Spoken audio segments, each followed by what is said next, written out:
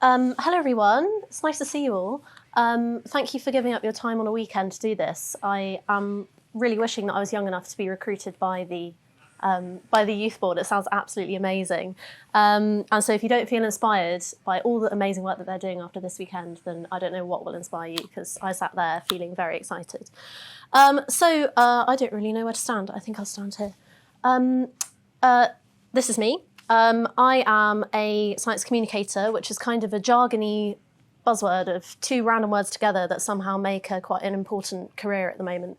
So we'll get into that a little bit later. But I think during this talk, it's just going to be a slight kind of haphazard whirlwind, which is quite illustrative of my life at the moment, as to how I got into doing this kind of stuff and maybe some lessons learned along the way. And the main message, which I think it sounds like you got yesterday, is that finding your feet in this world is difficult, but really important. And there is no set recipe for getting into this kind of stuff. There's no right or wrong way of doing it.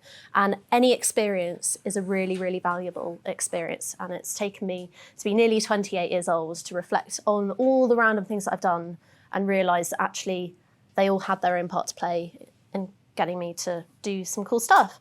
I think that's it. Oh yeah, so essentially I'm really interested in human connection with nature. What facilitates it, what drives it, what motivates it, what can it look like, what does it mean to different people, and why is it so important as being the first rung on the ladder for a relationship, a long-lasting relationship with the natural world. And I've come about getting into this space in various different ways, but by nature, I'm adventurous, outdoorsy. On Instagram, it looks like I'm outside all the time, but I am probably at my desk for about 10 hours a day. And the photos that I put on social media are the highlights, as you should probably look at social media through a kind of slightly cynical lens. And I've grown up in Devon. I was born in the States. My parents were both in the Navy. And so they, I think, helped my brother and I adopt a slightly sort of outdoorsy way or approach to life where, you know, getting wet and windy and muddy and wild on a weekend was definitely the right thing to be doing. And there's no such thing as bad weather. So that kind of helped, I think, sort of steer me in a good direction for my attitude to that sort of stuff. And so I was always into it during school. I did as much kind of local British, like expedition stuff as possible.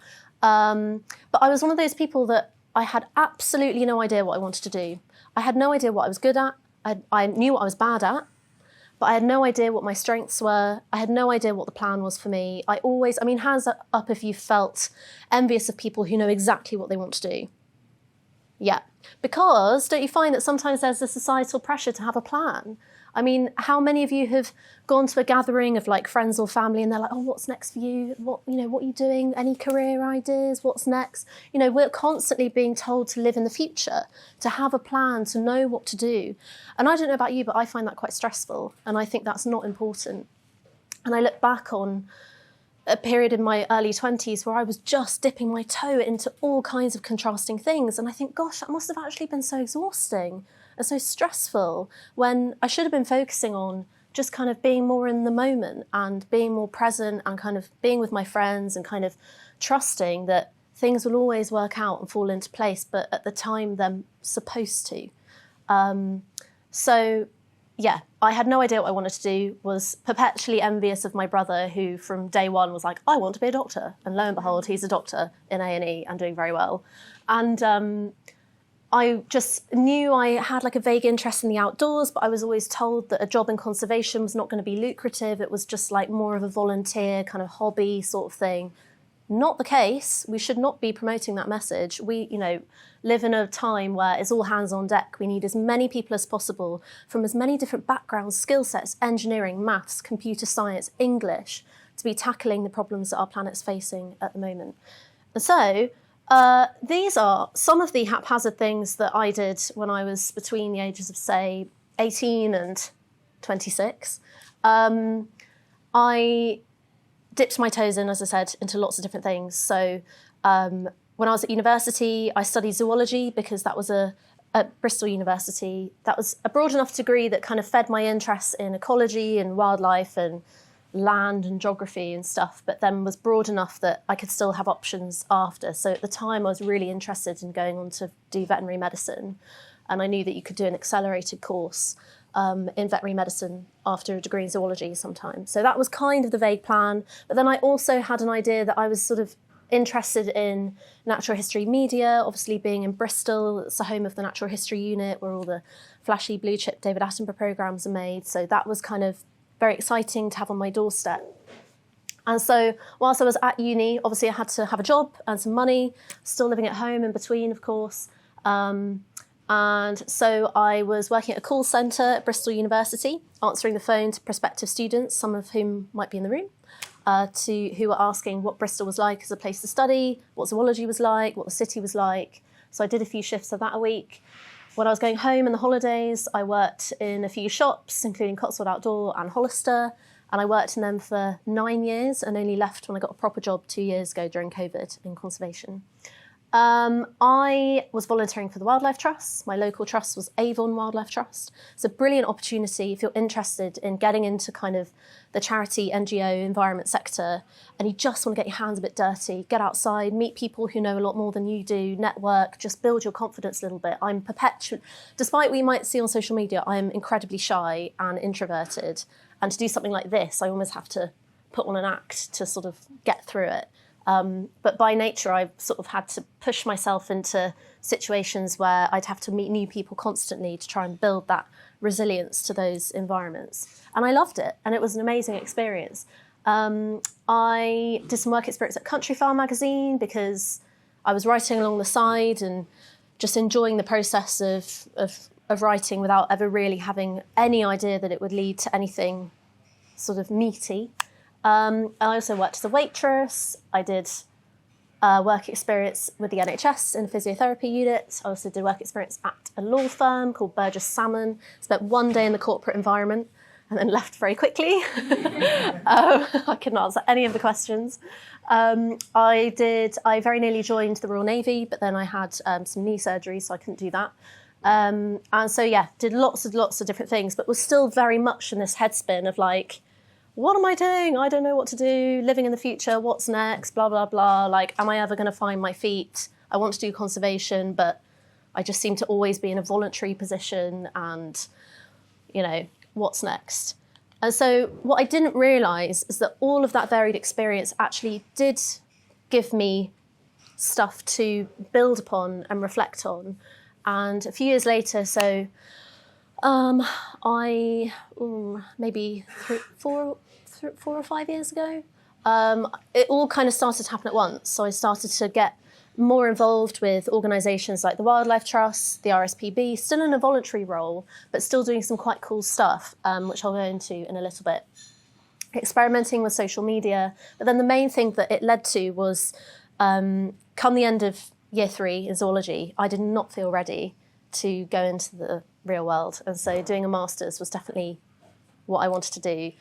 Interestingly, I had accepted and then rejected a research master's in veterinary parasitology. And then I woke up one morning and I was like, hang on, I'm not sure that learning a lot about a nematode is going to, lead to anything mega. It might limit my options a little bit. As fascinating as I found it, I kind of thought that was funnily, and also researching and lab work was definitely not my strength. I wanted to be out doing stuff with people. So that was a no. Then I researched and accepted a master's in global wildlife health and conservation at the vet school, which sounded really cool opportunities. But then I think subconsciously, I still didn't think that was quite right for me because I still found myself researching other masters late at night on my laptop. And I came across one called Science Communication at the University of West of England, so the university next door. And I thought, oh, well, not only is this half the price of the vet school one, but it's pleasingly practical. So I'd spent a very academic 3 years in a lab. My dissertation was hours and hours and hours in the lab looking at a microscope or looking under a microscope, but I did actually spend a lot of time just looking at it.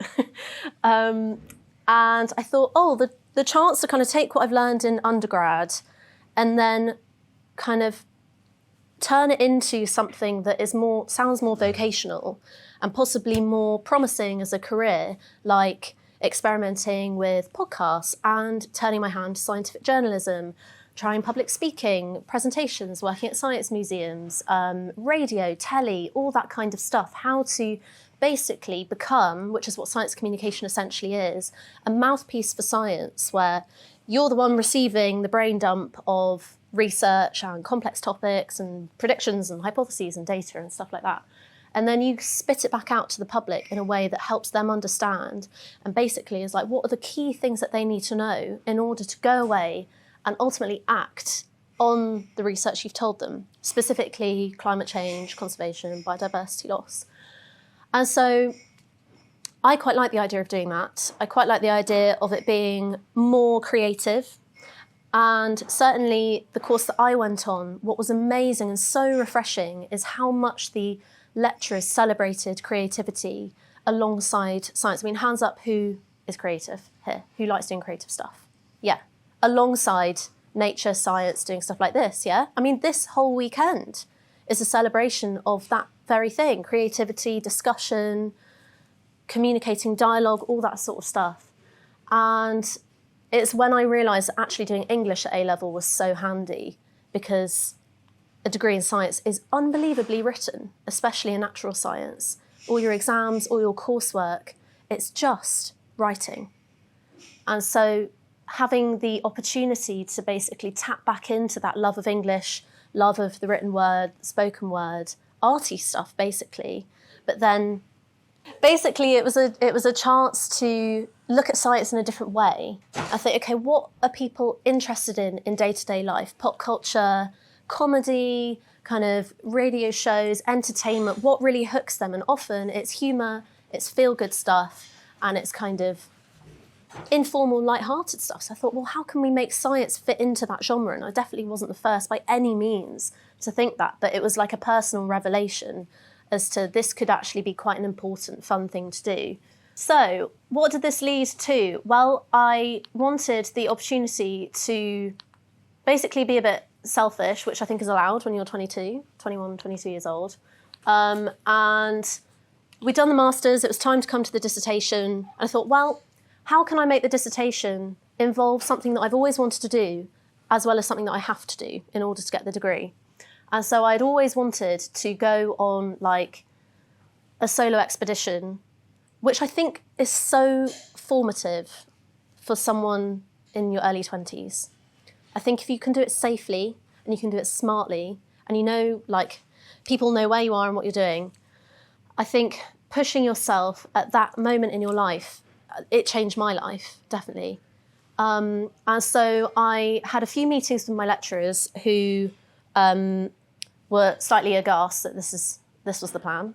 And I sort of said, well, can I walk the whole coast path of Cornwall and turn it into a Masters of Science dissertation to basically look at how can we use social media to talk to more people about what's on our doorstep here in the UK and to see whether they like it or not. Because at the time, which seems mad now because obviously social media has taken over the world to an extent, TikTok wasn't even a thing. Instagram was just starting to kick off in a big way. There were no reels, there were no Instagram stories, there were just posts. And so I basically wanted to, and at the time as well, which seems nuts, is that there was not much content on social media that was talking about this sort of stuff. People weren't using social media to talk about nature and the outdoors because Instagram was just a couple years old. So people were using it to take pictures of their food, their holiday, uni, life, you know, just normal stuff. But nature didn't really have a part in there from what I saw.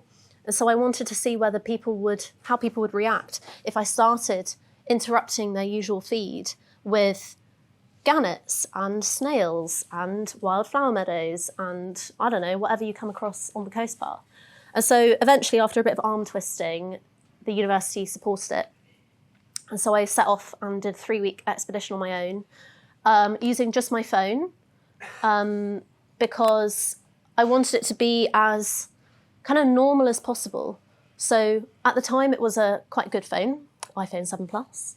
Obviously, phones have got way better now. But I did all the filming, editing, everything, data collection, would walk like 20 miles a day, get to where I needed to be, sift through the clips of the day, edit them into a thing, upload them to YouTube, Facebook and Instagram and Twitter. Yeah, Twitter. And then the data I would collect would be a mixture of qualitative and quantitative. So qualitative, comments, people sharing what they said about it, started to get some media attention as well, which was kind of crazy. And then quantitative, how many likes, how many shares, how many people did it reach, that sort of thing. And amazingly for me, production value didn't matter, because what people gravitated towards was just the personal act of getting into nature and being amongst it, and the reaction and the emotions involved in that pursuit. It's kind of stepping back to the very core of being a person on this planet, where nature is an innate part of who we are and so important to our well-being, as we're finding. And so it was just the act of kind of being a bit what the hell about it and just seeing what happens. And that's an approach that has kind of stayed with me into my career now, and very much what my book is largely based on. But at the time, obviously, I had no idea. And when I was writing up the report, I came across this report, the UK Millennials Report, which is a bit outdated now, but I think still relevant. And the first quote, which I don't think is in this presentation that I saw, was from a survey of thousands of millennials across the UK. And one of them said, "You don't know me." And that's really stayed with me, because I think that there's a fundamental gap in our age group in this room where it's really easy to make content about nature for kids. They're really into it, they're really up for it. Adults over a certain age, say 50 plus, perhaps in a better financial and life position to facilitate or remind themselves or restore a connection to nature. They've got more money, perhaps more time. It's kind of what they want to do is suddenly important to them again at that point in their life. But what about people who are in our age group, who have every demand placed on them, on their lives at the moment, worrying about studying, exams, jobs, money, mortgage, relationships, politics, this is like everyone, I'd be very surprised if no one was at least interested or aware of politics at the moment, because it's absolutely fundamental to the future of our planet. So we have all these things, but then we're being pulled in millions of different directions, and yet I don't feel that there is content that is tailored for people in that age group, really.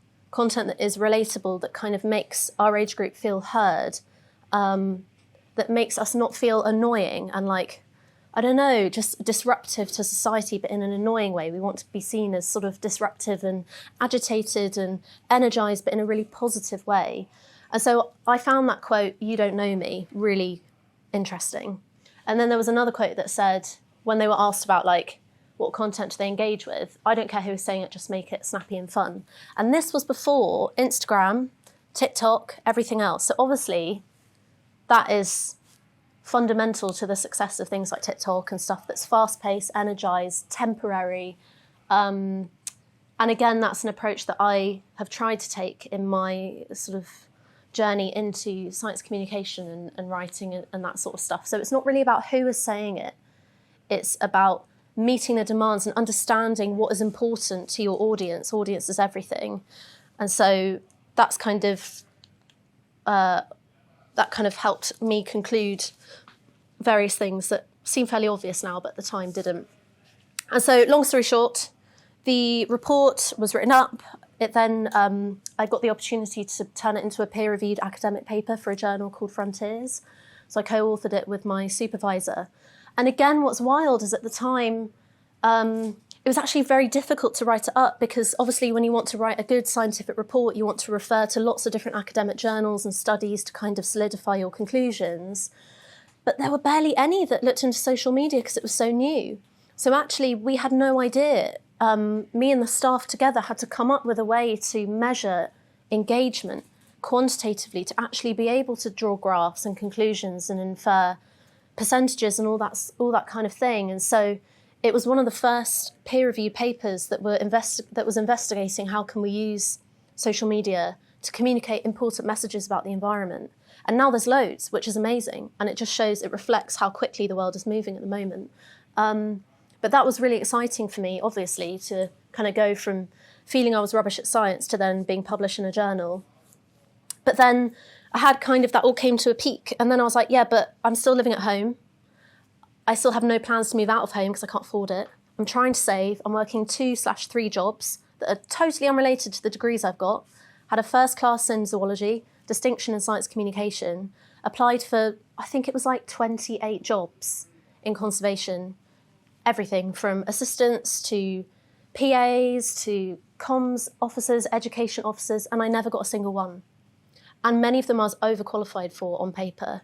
And so after a point, you kind of think, well, maybe I'm not good enough. Maybe the problem is me. And I was like, oh, well, maybe this isn't the right path for me. Maybe this is the universe telling me that I should just stay in retail because I was quite good at retail. And so I was like, oh, maybe I should just stay here. And then I started to seriously look into like grad schemes with Aldi and John Lewis, even looked at the MI5 grad scheme, which did look pretty cool. But I was just kind of floundering and started to feel a bit low and a bit despondent.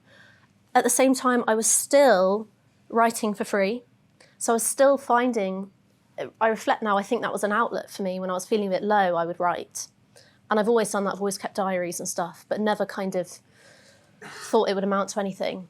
So I would pitch articles, pitch, maybe get one commission, and then they'd be like, oh, well, you know, we don't really have much budget, so we can't pay you this time. And because I was young, I was like, no, that's fine, you know, all valuable experience. But, you know, it's you only can do so much good work for free before you think, well, hang on a sec, this doesn't feel right. And then at the same time, I was volunteering for the RSPB. And you know when earlier I said that actually without realising all the experience I was getting and all the things I was dabbing my toes into was actually quite valuable? Well, it gave me an opportunity to be on an RSPB steering group, which was a voluntary position, to help front the State of Nature report for 2019. Have you heard of the State of Nature report? Yeah. So it's a report that comes out every 3 years that basically is slightly depressing but very important collaboration and amalgamation of all kinds of data and projects and conservation stuff that's happening around the UK at the moment to basically say, well, this is what's happening to nature at the moment. Here are the numbers. Here's what to do about it. And it's a great big thing, but as always with these sorts of things, it kind of gets a day of, oh, that's terrible, and then it kind of dies away and gets lost in amongst all the other press. But what did come out of that is that I got approached by the Metro, which was my first time writing for like a newspaper, to write an opinion about this. And I was like, why do you want my opinion? I was like, I'm not anyone. You don't need my opinion. But then I was speaking to my parents about it, and they were like, well, absolutely, you should share your opinion because you're 22 and this is your future and these numbers are going to affect what... Bearing in mind, my parents aren't into nature at all. They like the outdoors, but they still recognise that, you know, our generation has something to say. And so anyway, I wrote this article. That's okay. I wrote this article and then I got an email the next day. And I got an email from a massive publisher called Hodder and Stoughton. And they were like, and I think I was on my lunch break at work at the time, and I was like scrolling. And they were like, oh, we read this article and we haven't come across someone writing about nature in this way. And we like it. Have you ever considered writing a book? And I was like, what? So I replied and I was like, oh, hello, thanks for your email, blah, blah, blah. Yes, I did write that article, but I think you must have got the wrong end of the stick because I'm not a writer, I'm not anything, I'm currently working in a shop. You know, thanks for your interest, goodbye. I sort of was like, oh, that was weird.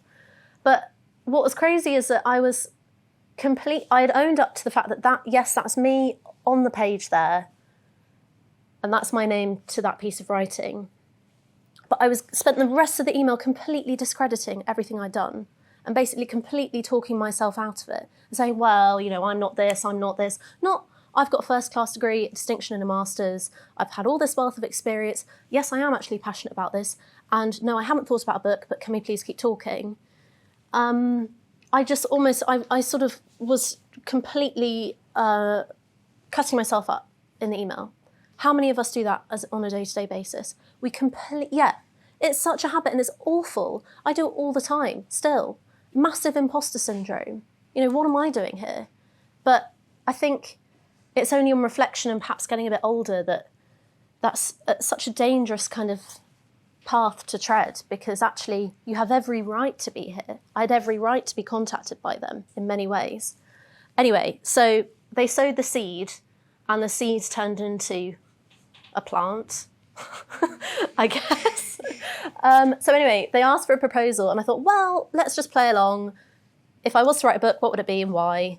And I think doing that walk when I was 22 for my master's, I think that was the seed that sowed some kind of adventure with nature, kind of crazy travel, but going to find things and that sort of rhetoric. And so I pitched pretty much exactly the idea of Forget Me Not, which I'll tell you about in a little bit. And they didn't like it, which is fine. They have every right to reject it. And that's part and parcel of being a writer, or in anything in this space. You have to be good at taking rejection. But I was a bit bummed because I was like, hang on, I spent 2 months making this proposal look flashy. I wrote a sample chapter, was kind of getting excited about it, allowing myself to be a bit hopeful for something vaguely related to my years at university being on the horizon. But they didn't want it. And so I took a bit of time out, regrouped. A friend said, well, don't be stupid, just see if someone else wants it. And so I was like, oh, I haven't really thought about that. So they were like, yeah, that's how it works, just see if someone else wants it. You've got like a thing waiting here to go. And so I knew that Bloomsbury had a really highly respected natural history writing department. So I found out who the right person to contact there and sent them the proposal. And I was like, again, in an email, I was like, look, you're probably not interested. Actually, this is probably a bit rubbish. Sorry to waste your time. And then I was in London the next week having a meeting and working on the final for the idea. And then what was mad is that, again, the week after that, I suddenly got an email from another publisher at Macmillan who had seen other stuff I'd written way before that State of Nature article. And I think it also reflected a shift in publishing to start looking to younger voices to speak about these important issues, which is very cool. And they're still doing that. They are looking for a new wave of writers to share their voices at the moment. And so going from failing at jobs, failing at interviews, feeling like a bit of a fail myself, to suddenly having conversations with 3 major publishers was nuts, and I still find it nuts. So anyway, the commissioning process started, COVID was ramping up, it was taking ages because of COVID and everything. And so I was trying to keep myself busy, trying to not get my hopes up and sort of put all my eggs in one basket, and then still trying to practice. Something like writing is such a practice. The more you do it, the more you read, the better you are, the more you find your own niche and sort of trail there. And so I was trying to add for my portfolio, still applying for jobs, still not getting them. And feeling almost confused that I was not getting these jobs, and yet I was also having in the commissioning process with Bloomsbury. It was just kind of a bit of a weird time. But then, weirdly, one afternoon, we'd just gone into lockdown, and I got headhunted by this new charity called Beaver Trust, and who were looking for someone to be their comms team. Actually, no, they weren't. They headhunted me to be a trustee. And I was like, they were like, oh, we want more young people on our board. And I was like, oh, great. Is it a paid position? They were like, no. I was like, well, I can't accept. I was like, I volunteer for the Wildlife Trust, the RSPB. I'm living at home. I'm working shifts at all hours of the day and the night to try and save money so I can leave home. And, I really appreciate you acknowledging me as a young person, but I cannot accept another voluntary position where you're basically getting my voice, my input, which has some experience now, for free. And so I felt quite empowered to reject that. And they were like, well, actually, we are in need of a comms team at the moment. So I was like, great, I can do comms. And so anyway, I was brought on for a trial of a month as their comms team. And then now 2 years later, we're now not just me, we're 2 other people. And we're responsible largely for bringing beavers back into rivers. And it's been a wild ride. But on that same afternoon, I also got the commission for the book. And I think that morning I remember moaning to my mum in a very indulgent 25 5-year-old way of, oh, no one wants me. Oh, it's just so depressing. What am I going to do?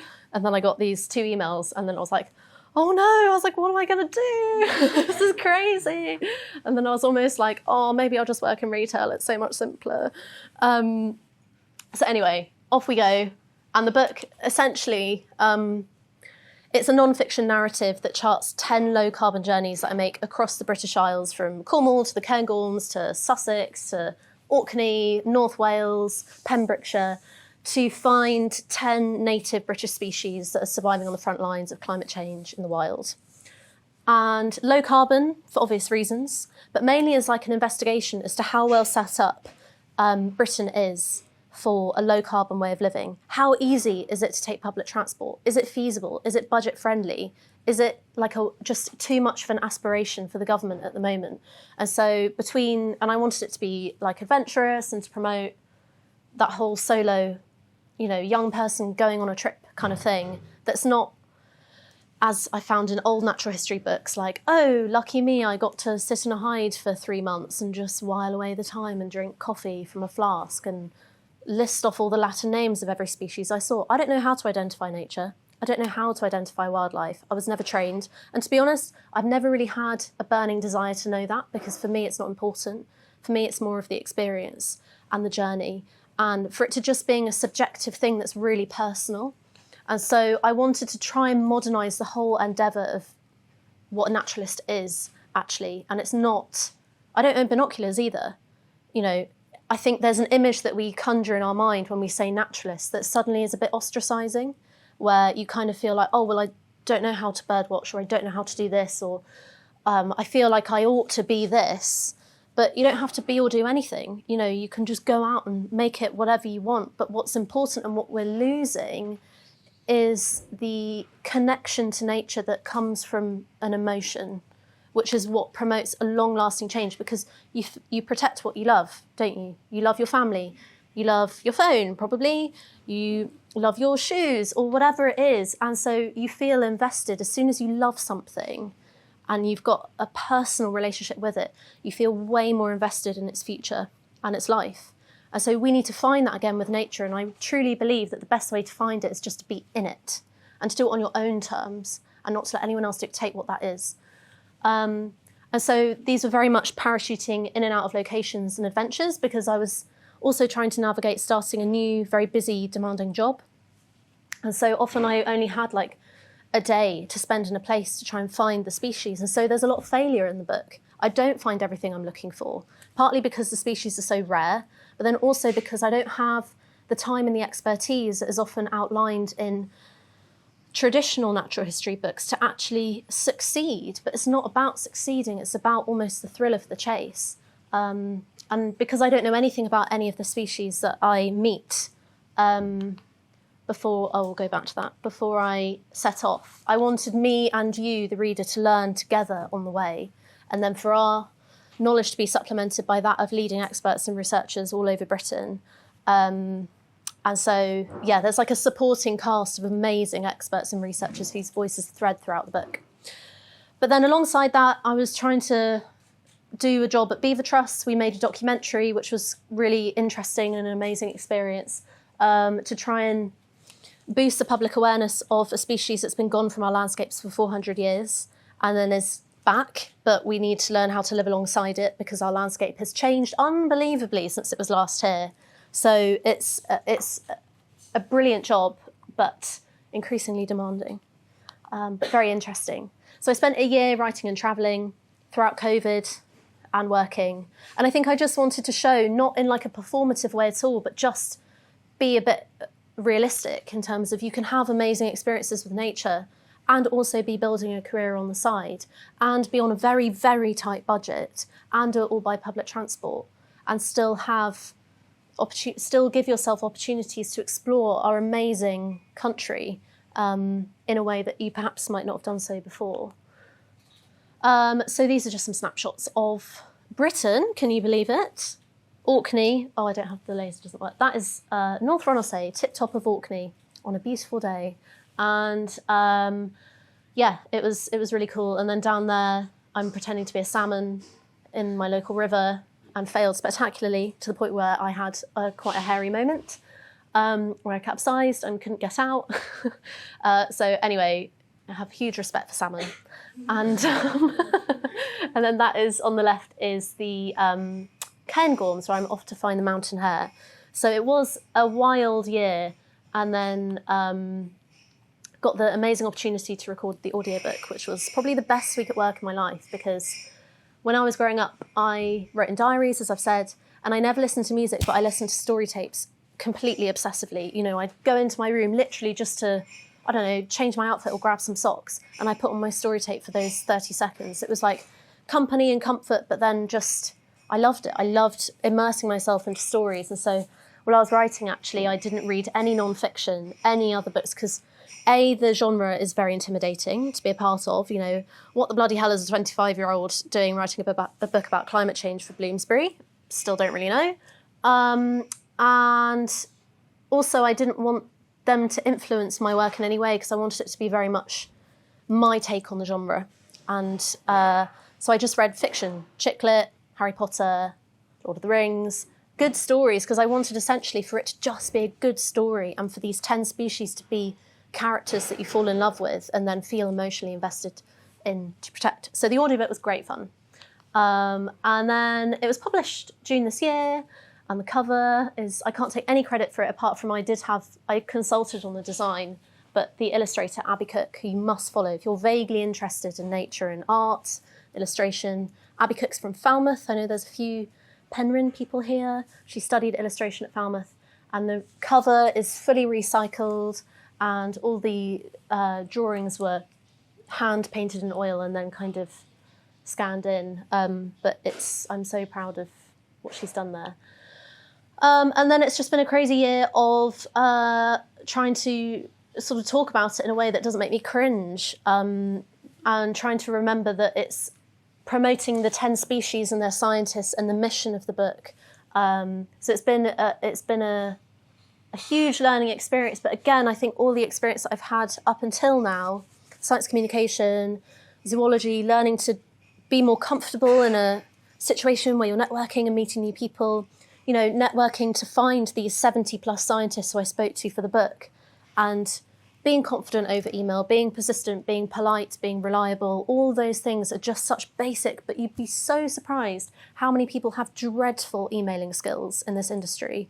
And, you know, yes, you might be busy doing field work, you might be busy doing this, you might have a million plates spinning, but on the whole, most people have a million plates spinning at the moment, and being a nice, consistently reliable person over email and professionally, it really does pay.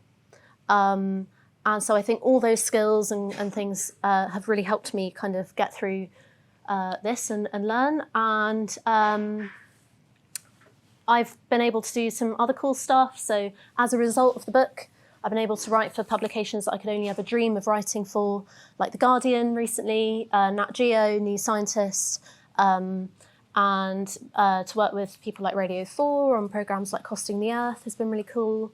And then also my fun thing at work that I'm really passionate about is the podcast, the Lodgecast, where we get, my boss and I, Eva, we co-host it, and we get to speak to all sorts of amazing people like Isabella Tree, Simon Reeve, Dr. Amir Khan, all about nature restoration. Well, I mean, you can read it, all things climate and conservation. So yeah, it's a busy time at the moment, but I think I wouldn't go back and change anything, I don't think, because I think that every experience, however irrelevant it seemed at the time, has really helped. And so here's just some top tips of how much an opportunity the word no is, how much rejection I've had. Oh my goodness, so much rejection. But it's all positive. And I think, again, persistence, if you're passionate about something, which I think, judging by the fact you're all here on a weekend, shows that you are quite passionate about it, which is great. Also, patience, such a skill. I still find that really difficult. I think because of social media, we want stuff to happen now, instantaneously, but often it doesn't. But it really pays to just wait, and also to trust the process, which I know sounds really gaggy, but it is true. Imposter syndrome, stop it. Deadline, there is no deadline to have a solution. I keep having to tell myself that. You don't have to have a plan by a certain date. You can always do something in the meantime while you're waiting for the next big thing to happen. And also what constantly have to remind myself and then friends and stuff is that if you get a new job or a new module in your course or a new opportunity, you're not signing your life away to that experience. It's just a chapter. It's so tempting to say yes to a job and say, well, that's it, God, that's me for the rest of my life. But it's not. It totally isn't. We live in a world where you can be completely fluid and how wearing different hats should be really celebrated. And so trying something new is sometimes hard, but it's often good. And also stop pleasing other people. Stop doing things that you think other people want you to do. Stop sort of living the life that you think you should be and live the life that you want to. Still a work in progress for me, but it's definitely important. Social media tells us that we should be I think it's getting a lot better because we've got amazing role models on there now coming out and being confident in who they are. But I think it's very tempting to be someone else on social media and to not be true to what you care about. And I think often the best advice I can give there is to if you're feeling yourself getting into that rut, step away from socials for a bit and just have a break and then regroup. And be fierce, be kind. That's it. So yeah, that's me. Any questions on any of that?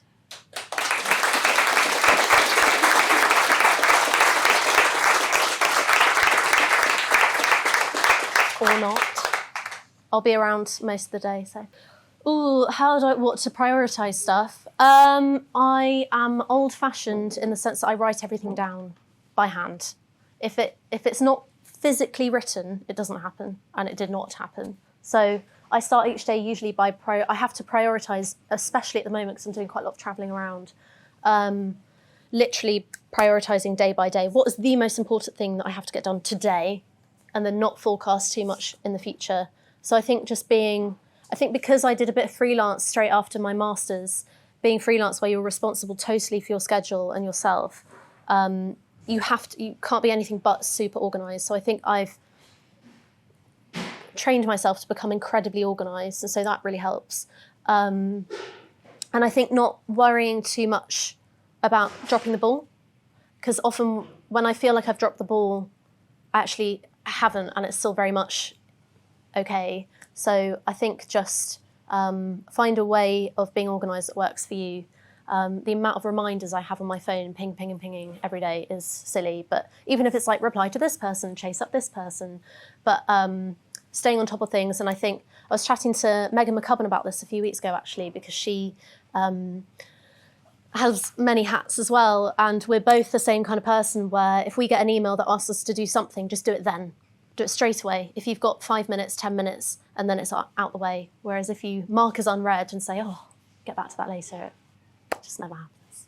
Oh, yeah. Oh, massively. I hate the biggest challenge of that 3-week hike for me was getting my face onto social media and feeling comfortable with that because, as I said before, I'm very shy and I hate that. And one of the reasons why I loved doing the audiobook and why I love doing podcasts is because you're able to be yourself without the pressure of people looking at you.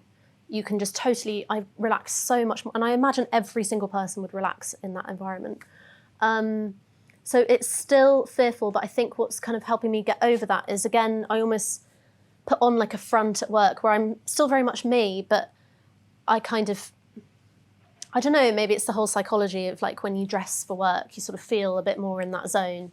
But I try and just keep coming back to, why am I doing this? What message am I trying to spread? Is this a good thing? And will this potentially have an impact on someone or something? And so especially with the book, I mean, writing is such a private endeavour. And so to spend a year doing that and then suddenly having to talk about it and then having people talking about it and talking about what you've written, which feels so unbelievably exposing in a way, I've got to just keep going back to, okay, well, they're not talking about me, they're talking about the message. It's not a book about me at all. It's a book about science and species and climate change and adventure and Britain. So yeah, it's always going to be a fear, I think, but I think it's just practice of, learning the true purpose behind it is hopefully more meaningful. But yeah, It's a good question. I still don't really know. It was the first sort of day I got the book, and after a week later, I sort of emailed my new editor, and I was like, "Oh, so excited to be working with you. How do I start?" And she was like, "What do you mean? How do you start? Just do it. Just start. Just go. See you in a year. Chat to you later." And I was like, "Oh," and so it was very much like having to find a routine and a rhythm of writing and balancing work and researching and travelling that worked for me. But it got a lot easier the more I got into it. So the first few chapters needed the most work at the end before I submitted the manuscript, because I can still read in chapter 1, which I didn't write them in order, but chapter 1 I did write first, weirdly, and I can read in between the lines as to how kind of spaced out I felt at being given this opportunity, where there's elements in there where I'm just like, they're so random and I have no idea what I'm doing, and it's kind of very much in the mentality that I was in at that time. But I was very lucky that it was lockdown, so literally all I had to do was new job at Beaver Trust and book. And so loads of writing at weekends. But I loved it, and so literally every spare moment I had, I would never feel like it was a chore until perhaps at the end when I was facing the deadline. But I would really look forward to, hashing out the paragraphs and trying to turn, like, I don't know, the courting ritual of the mountain hare into something fun and a page of just silliness. So for me, I think that was an escape, really. So I really prioritised it out of enjoyment. And so I think that really helped. It's such an endurance. It's an ultra marathon, the whole process. But I wrote just as much as I could, and I found pockets of time. But I mean, you read articles of people like, I would wake up at like 5 a.m. in the last 10 weeks of writing, because I found out that I wrote a lot better in the morning. So I'd write really well until lunchtime, and then I couldn't write anything of substance after. So you just find it's totally subjective, I think, what works for you. But yeah, it was you do have to make sacrifices. So when social stuff came back into play, I had to sacrifice a lot of them. But I didn't really have an issue with it.